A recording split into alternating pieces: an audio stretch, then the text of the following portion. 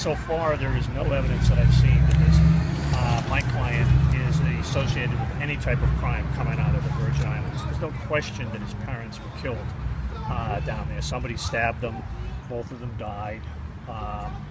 He is grief-stricken over that himself, but he's a young man also that has grown up with a number of issues. So it's a complex legal process in here. The first thing has to be, what is his mental state? Can he appreciate everything that's being spoken about, what to do? And then can they produce any material that says he is back as the person, and there is some sort of forensic evidence that would tie into what happened in the Virgin Islands. So we're taking a step at a time. Does that governor's warrant exist yet from the Virgin Islands? No. I don't know that they have a governor. That's part of the legal process. They're a territory. Do they have a governor? Do they fall under this statute? And do all those things have to happen before he can even, obviously the governor's warrant would have to be signed, but his mental state, can he appreciate what's happening? And, the other issues you mentioned, does that all have to be established before he can be extradited? Well, you could waive.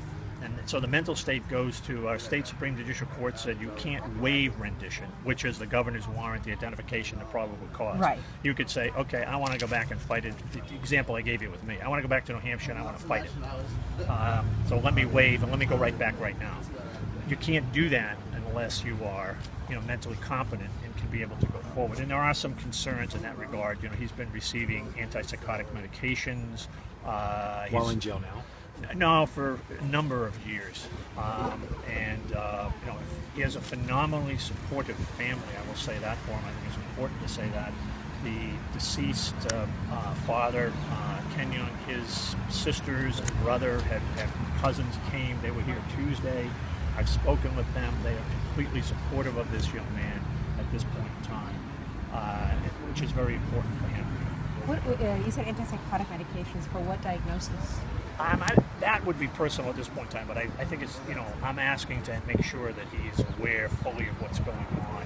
And I think there is a number of people in Sudbury, so it's not that it's unknown that he has fought some problems throughout his life. Let's just go back to the beginning. I mean, he's your client. You spoke. Well, they've issued a Superior Court warrant. My understanding is when he was first brought in here, there was a real flurry of activity. Can we hold him? Can we not hold him? What they said to Sudbury is, again, in the Sudbury police report, he's a person of interest, would like you to watch him and see what we're going to do. When Sudbury, because they had some awareness of some family difficulties in the past, rushed in, put him in custody, and then it was, since he's in custody, what are we going to do with him? They raised up a Superior Court warrant, which is not a governor's warrant, charging him based upon what, I don't know.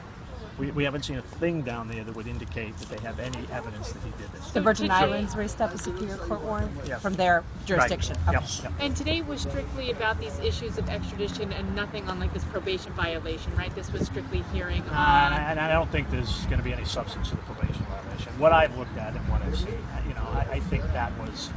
I don't think that's going to go in. So is he going to have a psychiatric evaluation now to determine whether or not he can waive extradition? Well, I'd like him to, I think it's in his best interest that we proceed cautiously, and one of those things would be to have him sit and talk to a professional and see where we're going.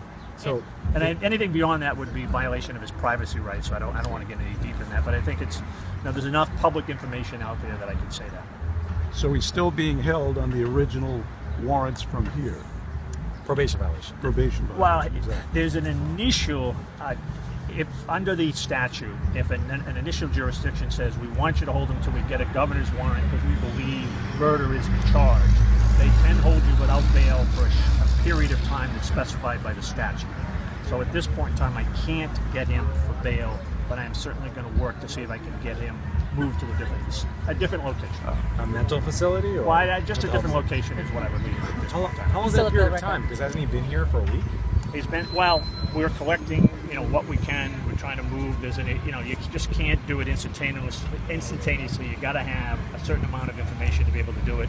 I'm hopeful to be able to do that in a reasonably short period of time and see what I can do. How long do you think this is all going to take, before it's actually prove that it's well, can he's they the have person that he some says sort of probable they cause? say They don't he have to is. prove And it, but the statute does say they have to have an affidavit showing probable cause to get the governor's warrant, and we're allowed to look at that. You can't have an evidentiary hearing up here to say that Stan Norcunas do this. Right. But you can certainly say this, they have nothing. but they have to present an affidavit we saying know. they have peace, probable cause, and that he is the person that they say he is. Right, I do. Right. Can we backtrack? So you're saying that your client's not guilty? Do you plan on pleading not guilty?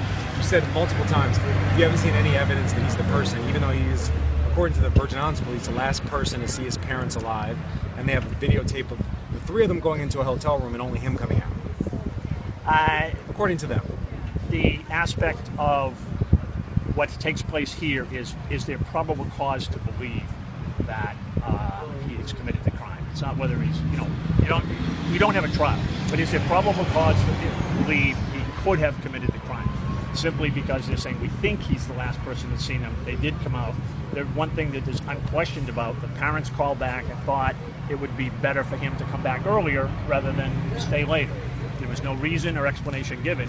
So the aspect of his, if there's a videotape where he's leaving, he did leave, and there was a call.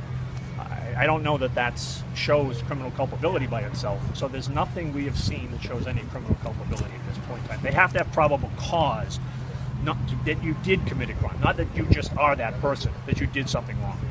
And I don't see that yet. Would you be his attorney?